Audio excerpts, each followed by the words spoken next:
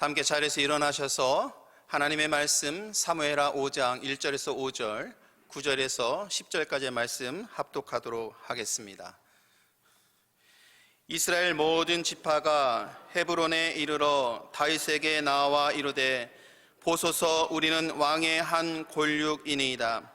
전에 곧 사울이 우리의 왕이 되었을 때에도 이스라엘을 거느려 출입하게 하신 분은 왕이시었고 여호와께서도 왕에게 말씀하시기를 내가 내 백성 이스라엘의 목자가 되며 내가 이스라엘의 주권자가 되리라 하셨나이다 하니라. 이에 이스라엘 모든 장로가 헤브론에 이르러 왕에게 나오매 다윗 왕이 헤브론에서 여호와 앞에 그들과 언약을 맺으매 그들이 다윗에게 기름을 부어 이스라엘 왕으로 삼으니라. 다윗이 나이가 30세에 왕위에 올라 40년 동안 다스렸으되 헤브론에서 7년 6개월 동안 유다를 다스렸고 예루살렘에서 33년 동안 온 이스라엘과 유다를 다스렸더라. 9절 말씀 함께 읽겠습니다. 다윗이 그 산성에 살면서 다윗성이라 이름하고 다윗이 밀로에서부터 안으로 성을 둘러 쌓으니라. 만군의 하나님 여호와께서 함께 계시니 다윗이 점점 강성하여 가니라. 아멘. 하나님의 말씀입니다. 오늘은 우연이 아니라 섭리입니다 라는 말씀의 제목으로 함께 은혜 나누도록 하겠습니다. 이 시간 또한 가정에서 예배 드리시는 모든 분들도 우리 하나님께서 동일한 은혜로 우리 모두에게 더하실 줄 믿습니다. 여러분, 저는 지난 한 주간 휴식의 시간을 갖고 돌아왔습니다. 한 주일 만에 여러분들을 만나니까 더 반갑고 더 보고 싶었고 또 이 예배당이 매우 그리웠고 그러면서 한 주간의 휴식의 시간을 보냈습니다. 시간을 보내면서 반은 산에서 좀 보냈고요, 반은 지인들이나 목사님들을 만나면서 이렇게 은혜로운 또 휴식의 시간을 보냈습니다. 우리 원로 목사님이신 나윤태 목사님을 찾아뵙고 사모님하고 같이 식사하면서 건강하게 지내시는 그 모습을 또 뵙고 와서 또 제 마음도 더욱더 흡족하고 또 감사한 마음이 앞서게 됩니다. 산에 있으면서 저는 산을 참 좋아합니다. 일리노이주가 모든 것이 다 좋은데 한 가지 아쉬운 것이 산이 없는 것이 좀 아쉽기는 합니다만 시간이 될 때마다 산을 찾아서 등산을 하고 걷기도 하고 걸으면서 생각도 많이 합니다. 이번에도 휴가 기간에 거의 반 정도를 산에서 보내면서 새벽같이 일어나서 아내와 함께 배낭을 둘러매고 하루 종일 산을 오르고 골짜기를 걸어서 보고 걷고 또 걸으면서 생각하고 기도하고 생각한 것을 다시 한번 정리해보고 그러면서 좋은 유익한 그런 시간을 보냈습니다. 누구나 그랬듯이 자연은 우리들에게 힐링이 되는 것 같습니다. 저 개인적으로는 지구가 하나님의 몸이다 라는 이 비유의 표현을 매우 좋아합니다. 깊은 골짜기 속으로 들어갈수록 왠지 모르게 하나님의 품 안에 꼭 안기는 것 같아서 그래서 위로가 되고 힘이 되고 격려가 되는 그런 시간을 보냈습니다. 거대한 상능성을 이렇게 바라보면서도 창조주 하나님의 놀라운 은혜를 생각하고 그리고 산에서 떨어지는 물줄기를 바라보면서도 창조주 하나님의 놀라운 그런 섭리들을 생각하게 되고 거대한 것뿐만이 아니라 걸으면서 발밑에 있는 풀을 보면서 주변에서 움직이는 동물들이 움직이는 소리를 들으면서 창조주 하나님의 이 땅에서 모든 것을 주관하시는 하나님의 섭리를 느끼고 알게 되어서 감사할 수밖에 없는 그런 시간이었습니다. 그래서인가요, 여러분? 제 머릿속에서는 섭리라는 단어가 떠나지 않았습니다. 섭리, 하나님의 섭리. 이 세계와 인간은 운명이나 우연으로 지어진 것이 아니라 하나님의 뜻에 따라 지어졌고 다스려진다라는 의미가 섭리입니다. 여러분 믿으십니까? 모든 것은 하나님의 목적과 하나님의 뜻이 있기 때문에 이 땅에 창조되고 세워진 것입니다. 땅의 모든 것은 창조 세계의 주인이신 하나님의 뜻과 목적에 따라서 움직여진다라는 것입니다. 여러분, 우리 하나님께서는요, 이 땅에서 일하실 때에 우연으로 일하지 아니하십니다. 그러나 우리 하나님은 언제나 섭리로 일하심을 믿으시길 바랍니다.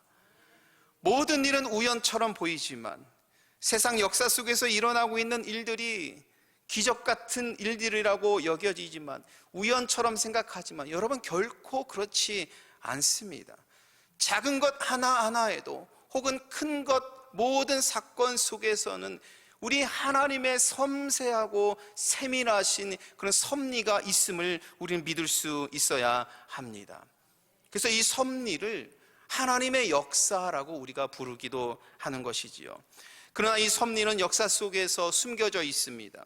잘 드러나지 않습니다. 그렇기 때문에 우리가 이 역사 속에서, 또한 우리들의 삶 속에서 우리가 경험하고 알고 있는 작은 사건들 속에서 하나님의 섭리를 알기 위해서는 믿음의 눈을 가져야 한다는 것입니다.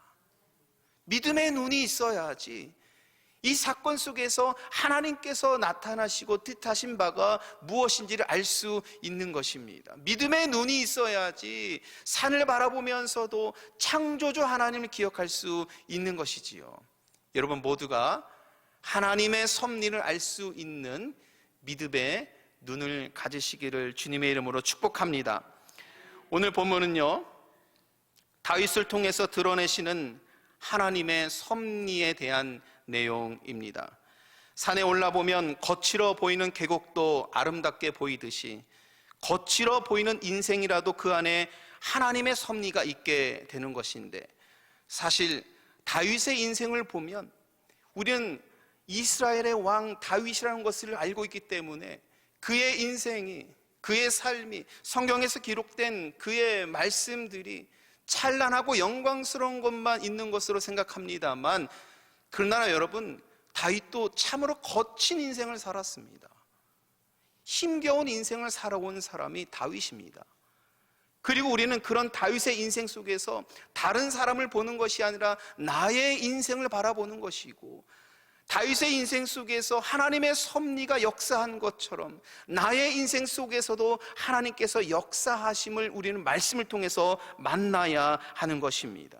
세밀한 하나님의 섭리가 담겨있는 하나님의 역사, 하나님의 구속사의 방향에서 다윗은 하나님의 섭리에 따라서 세워지고 하나님의 섭리에 따라 세워진 그의 역할을 충실히 하고 있는 것이지요. 오늘 우리는 다윗의 바로 이 이야기를 통해서 하나님의 섭리를 알기를 소원합니다. 첫 번째는 오늘 본문에서는 모든 이스라엘 백성들이 다윗을 왕으로 인정한 것에서 우리는 하나님의 섭리를 알 수 있습니다. 우리는 다윗이 이스라엘 왕이 되기까지 그가 어떠한 일을 겪었는지를 살펴보아야 합니다. 그는 참으로 험난한 일을 겪었습니다. 그러나 다윗은 믿음의 길에서 탈선하지 않고 하나님의 인도하심에 늘 순종하는 삶을 살았습니다. 그래서 오늘 1절 말씀에 보는 바와 같이 이스라엘의 왕까지 세워진 이 단계까지 올 수 있었던 것입니다. 베들레헴의 이새의 아들, 막내였던, 그리고 목동에 불과했던 그가 왕이 될 것이라고는 아무도 생각하지 않았습니다. 그러나 하나님께서 그 연약해 보였던 다윗을 택하셨습니다. 사무엘에게 기름을 부음을 받은 후 그에게 어떠한 일이 있었을까? 블레셋과의 전투에서 골리앗이, 그 용맹한 골리앗이 앞에 있으니까 이스라엘 군대, 모든 군대들이 두려움에 떨고 전쟁을 할 수 없었을 때 다윗이 나갑니다. 너는 칼과 창과 단창으로 내게 올지라도 나는 만군의 여호와의 하나님, 내가 모욕하는 이스라엘의 이름, 이스라엘 군대 이름으로 내 앞에 나아가노라. 여러분, 얼마나 다윗의 그 위대한 고백입니까? 이렇게 골리앗과의 전투에서 승리한 다윗만 보더라도 그가 하나님께서 세우신 왕의 단계를 잘 밟아가고 있다고 생각할 수 있겠습니다만, 그러나 곧 바로 사울의 시기 질투가 시작되면서 다윗은 목숨의 위기를 맞게 됩니다. 그래서 쫓기는 신세가 되고 광야에서 도망자의 신세가 되는 것이 다윗입니다. 아골람 굴에 있을 때는 세상에서 환난당한 사람들, 빚진 사람들, 원통해하는 사람들, 이런 사람들이 어떤 사람들입니까? 세상에 상처받아서 주변부로 밀려난 사람들, 그런 사람들이 다윗에게 막 몰려들어서 그런 무리들의 우두머리가 되기도 하는 그런 다윗의 모습을 볼 수 있습니다. 이런 다윗의 행보를 보았을 때에 전통적으로 한 나라의 왕이 될 만한 인물의 역사로 보기는 좀 어렵겠지요. 전통과 가문을 중시하는 고대 사회를 고려한다면 도망자 신세, 방랑자의 우두머리였던 다윗이 이스라엘의 왕이 될 수 있을까? 이렇게 생각할 수밖에 없겠습니다. 그러나 그가 왕이 된다는 것은 매우 예외적인 사건입니다. 다윗은 더욱더 하나님 안에 있게 되었고 기도하게 되었고 순종하면서 이스라엘의 왕으로 오늘 1절 말씀에서 세워지고 있는 것입니다. 여러분 1절 말씀에 보면 이스라엘의 모든 지파가 모였습니다. 그래서 모든 지파라고 하는 것은 이스라엘 온 백성들을 의미하는 것입니다. 그들이 헤브론에 모였습니다. 헤브론은 남유다가 있는 지역의 수도입니다. 그곳에 모여서 모든 이스라엘 백성들이 모여서 우리는 왕의 한 골육이니이다 라고 이렇게 말을 하고 있습니다. 백성들이 다윗을 이스라엘 왕으로 인정하고 있는 것입니다. 누가요? 모든 백성들이 다윗을 왕으로 인정하고 있는 것입니다. 여러분 역사적으로 이때까지만 하더라도요, 사울의 아들들이 주관하는 북쪽의 지파들이 연합한 이스라엘이 있었습니다. 그래서 이스라엘은 통합되기 전까지, 다윗이 왕으로 세워지기 전까지는 북쪽에 있는 지파와 남쪽에 있는 유다와 늘 갈등 관계에 있었던 거예요. 그러니까 우리 민족으로 보면 남과 북으로 갈라져 있어서 해결되지 않는 이 갈등의 관계가, 이 분쟁의 관계가 여전히 남아 있잖아요. 이스라엘은 딱 그런 상황입니다. 남쪽과 북쪽이 해결되지 않는 이 갈등이 사울 이후에 계속해서 남아 있었던 것입니다. 그러나 본문은 이런 갈등과 서로 간의 불신을 넘어서 모든 지파가 다윗을 이스라엘의 왕으로 인정한다는 그 말씀이에요. 비로소 이스라엘은 하나로 통합되고 연합되고 있는 것입니다. 여러분 이런 모든 일련의 일을 봤을 때 다윗이 스스로 한 일일까요? 저는 결코 그렇게 보지 않습니다. 하나님께서 다윗을 통해서 이루시는 섭리라고밖에 인정할 수밖에 없습니다. 게다가 오늘 말씀을 보니까 온 백성들은 다윗을 2절에서 그를 목자가 되었고 주권자가 되었다라고 인정하고 있는 것입니다. 여러분 우리 2절 말씀 같이 한번 읽어보도록 하겠습니다. 내가 내 백성 이스라엘의 목자가 되며 내가 이스라엘의 주권자가 되리라 하셨나이다 하니라. 여러분 다윗을 이스라엘의 목자와 주권자가 되었다는 이 표현은 매우 중요한 표현입니다. 목자는 양떼와 함께 살고 양떼를 보살피는 사람이지 않습니까? 그런데 다윗이 어떤 사람이었죠? 이새의 아들로 있을 때 양떼를 지키는 사람이었죠. 그러니까 이스라엘 백성들이 그의 전직에 있었던 그의 삶을 보면서 목자와 같은 심정으로 이스라엘을 좀 살펴주시고 백성들을 살펴주시고 함께 해주시고 사울과 같이 백성들을 짓밟는 왕이 아니라 인도하는 목자가 되어주십시오라는 백성들의 그 간절한 그 애절한 마음이 이 말씀에 표현되어 있는 것입니다. 이렇게 다윗은 이스라엘의 목자가 되어서 하나님의 영광을 드러내는 사람으로 세워지게 되는데, 이런 다윗은 이스라엘의 목자 되어서 하나님의 영광을 드러내면서 이런 목자라는 성경적인 표현은 시편 23편에 가면서 다윗에 의해서 이렇게 고백되잖아요. 여호와는 나의 목자시니라고 표현이 됩니다.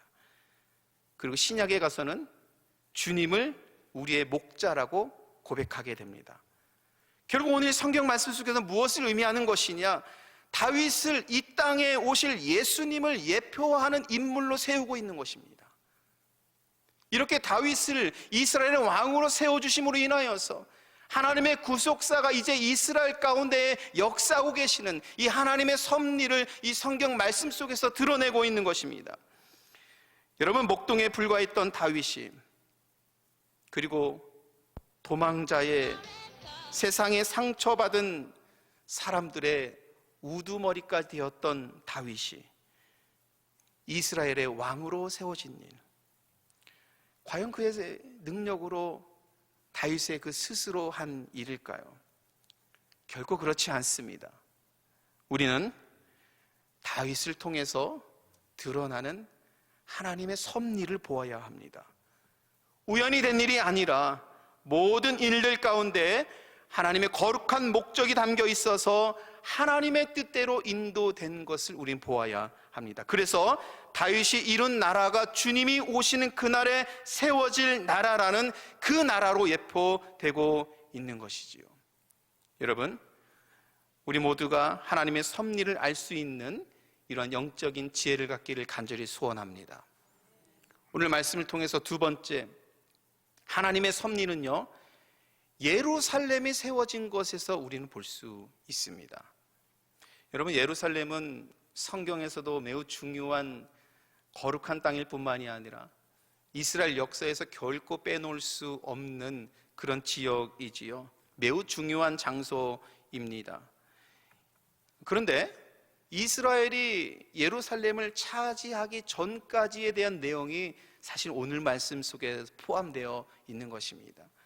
그리고 이스라엘이, 그리고 다윗에 의해서 이 예루살렘이 차지하게 되면서 이스라엘이 어떻게 하나님 나라의 백성으로서 하나님 나라를 예표하는 그 나라로서 거룩하게 쓰임받게 되는지를 오늘 예루살렘을 차지하는 다윗의 이 모습에서 우리는 볼 수 있습니다.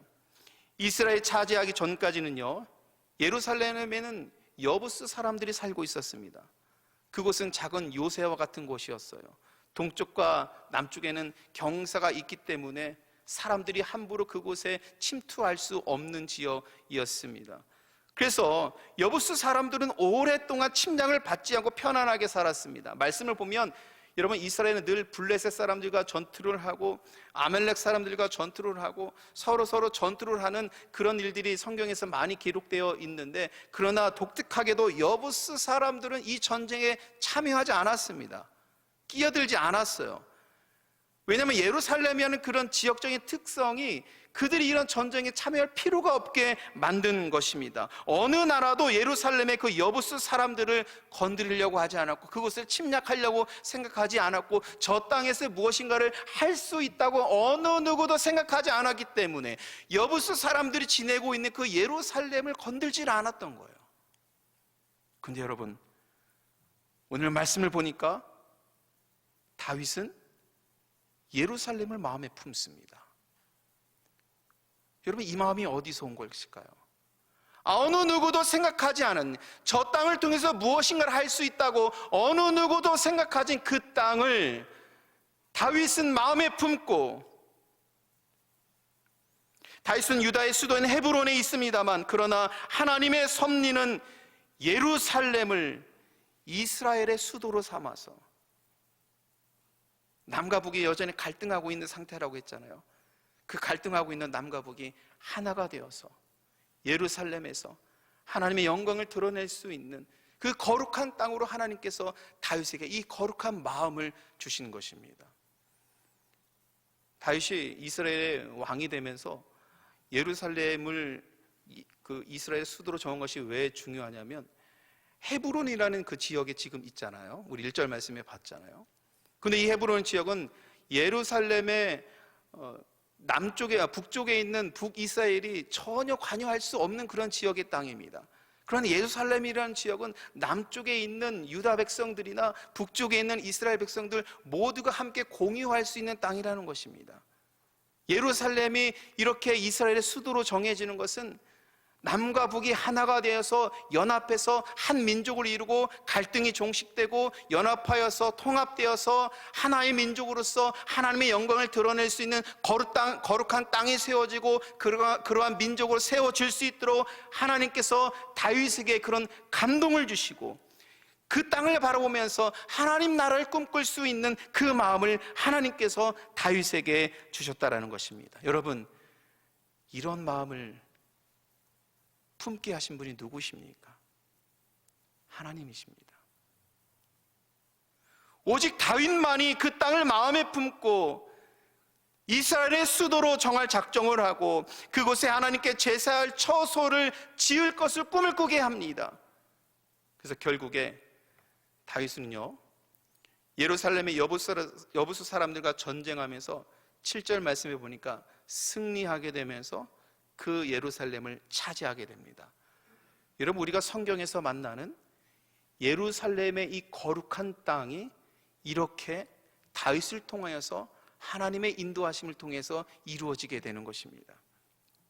그리고 9절 말씀에 보면 다윗이 그 성에 살면서 다윗성이다 라고 이렇게 부르게 되는데, 여러분 7절 말씀해 보십시오. 이 성을 특별히 무엇이라고 불렀습니까? 시온성이라고 부르지요. 성경에서 시온성이라는 이 시온의 이름은 바로 여기에서 처음 등장합니다. 우리 찬양에서 시온성 찬양하고 성경 말씀 속에서도 시온성을 많이 우리가 읽습니다만 첫 등장이 바로 시온성이라는 이름이 여기에 처음 등장하는 것입니다. 시온성이라는 이름은 이스라엘의 신앙을 표현하는 그런 말이죠. 하나님께서 자기의 주권적인 뜻을 이루어 가신다라는 그런 뜻이 시온성에 담겨져 있는 것입니다. 이곳에 다윗이 성을 쌓으면서 예루살렘이 하나님의 영광을 드러내는 곳이 되고 성전을 지어서 하나님을 만나는 거룩한 성으로 세워지게 됩니다. 이렇게 예루살렘이 이스라엘 신앙의 중심이 되는 것이고, 여러분, 이 일을 하나님께서 다윗을 통해서 감동을 주시고 다윗을 통해서 보게 하시고 꿈꾸게 하시고 다윗을 통해서 하나님께서 이루어주시는 놀라운 이스라엘에서 이루어진 하나님의 섭리를 우리는 볼 수 있어야 합니다. 그래서 우리는 요한계시록의 말씀에 의해서 거룩한 성 새 예루살렘을 바라보게 하셨고, 구약부터 신약에까지 이르기까지 관통하는 예루살렘은 우주의 중심이 되고 하나님의 영광을 드러내는 곳이 되고 부활의 생명이 솟아나는 곳이 되고 영원한 주의 나라를 예표하는 거룩한 땅이 되는 것입니다. 여러분, 이 모든 일을 우리 하나님께서 이루어 주시고 하나님의 세밀한 섭리 가운데 은혜 가운데 이루어졌음을 우리는 볼 수 있어야 합니다. 이렇게 성경의 모든 일들은 하나님의 섭리로 구속사의 목적과 방향에 따라서 이루어진 것입니다. 그리고 우리는 세 번째, 하나님의 섭리는 다윗이 점점 강성하여진다라는 말씀에서 또한 볼 수 있습니다. 우리 10절 말씀 같이 읽어보도록 하겠습니다. 만군의 하나님 여호와께서 함께 계시니 다윗이 점점 강성하여 가니라. 여러분, 이 말씀에서 우리가 눈여겨보아야 할 것은 이스라엘이 점점 강성하여 가니라 라고 말씀하지 않았고, 누가 강성하여 간다고 했습니까? 다윗이 점점 강성하여 가니라 라고 말씀하고 있습니다. 다윗은요, 완전히 달라졌습니다. 이전의 모습 속에서는 연약한 다윗의 모습에서 계속 우리가 볼 수 있었습니다. 목동, 막내 아들, 도망자 신세, 우두머리가 된 신세. 그러나 하나님의 말씀에 순종하고 하나님의 섭리를 바라보면서 그 뜻에 순종했던 다윗, 이제는 이스라엘의 왕으로 세워지면서 예루살렘 성을 이루게 되고 하나님께서 그를 점점 강성하게 하면서 하나님 나라를 이룰 수 있는 그 사람을 예표하는 인물로 하나님께서 삼아 주셨습니다. 한 사람의 인생 여정으로 본다면 거대한 변화가 다윗에게 일어난 것이지요. 그러면 다윗은 주변에 있는 이방의 나라들과 같이 칼로서 그리고 갑옷으로서 그런 권력자로서의 힘을 지닌 그런 사람으로서 강성하여 진 것인가? 여러분, 그렇지 않습니다. 오늘 다윗이 점점 강성하여 간다라는 바로 이 말씀은 그가 바로 이스라엘의 왕으로서 점점 성숙해진다라는 말씀, 하나님의 섭리에 순종하는 사람으로서, 하나님의 섭리를 이루어가는 사람으로서 다윗이 성장하고 있다라는 그 말씀으로 우리는 읽을 수 있어야 합니다. 이 말씀의 영어 표현을 보니까 He became more and more powerful 이렇게 되어 있어요. 점점 강한 사람이 되는 것입니다. 그럼 제가 누차 말씀드렸죠. 믿음은 우리를 강하게 합니다. 믿음은 우리를 강한 사람으로 세웁니다. 믿음은 하나님의 섭리에 순종하면서 세상 일에 우리가 굴복하지 않고 하나님의 일을 이뤄가는 사람으로 우리를 점점 강하게 한다는 사실입니다. 오늘 다윗의 모습 속에서 하나님께서 다윗을 점점 강성하게 강한 사람으로, 파워풀한 사람으로 인도하신 그 말씀 속에서 우리는 위로를 받고 우리 가운데 임하시는 하나님의 놀라운 은혜를 우리는 기대할 수 있어야 합니다. 여러분, 우리는 인생을 살아가면서 상처도 받고 시련도 받고 기쁨도 누리고 행복도 누리고, 그리고 실패와 성공이 공존하는 그런 삶을 살아갑니다. 어쩌면 코로나19라는 이 긴 터널은 우리를 실패자로서, 이 한 시대를 실패자로서 이끌었을 수도 있겠다라는 생각이 듭니다. 그러나 오늘 말씀을 통해서 하나님의 섭리를 보게 합니다. 어떤 사건이 있어도, 이 거친 역사를 살아가는 우리도 하나님의 섭리 가운데 있음을 믿어야 될 줄 믿습니다. 여러분, 실패하는 것 같지만 그렇지 않습니다. 그 실패 속에서 하나님의 뜻이 무엇인지를 볼 수 있는 것이 믿음입니다. 성공한 것 같지만 그 안에서 계시하시는 하나님의 거룩하신 뜻이 무엇인지를 보는 것이 믿음입니다. 때문에 여러분, 실패한다고 해서 좌절하지 마십시오. 하나님의 섭리가 그 실패 안에 있음을 믿어야 합니다. 성공했다고 해서 교만하지 마십시오. 하나님께서 나에게 계시하시는 그 뜻이 무엇인지를 볼 수 있는 이런 거룩한 성숙한 믿음을 지녀야 하는 것입니다. 모든 것이 하나님의 섭리입니다. 이 섭리를 볼 수 있는 믿음을 지닌 자는 오늘 10절 말씀해 보십시오. 그가 점점 강성하여지는 그 이유가 있습니다. 만군의 하나님 여호와께서 함께 계시니, 하나님께서 함께 하시기 때문에 그런 삶으로 하나님의 영광을 드러낼 수 있는 복된 삶이 될 줄 믿습니다. 그렇게 여러분 모두가 점점 파워풀한 사람으로 되기를 축복하며, 한 주간 이 말씀 기억하셔서 하나님의 섭리가 주님의 나라를 이루어가는 복된 삶이 되시기를 주님의 이름으로 간절히 축원합니다.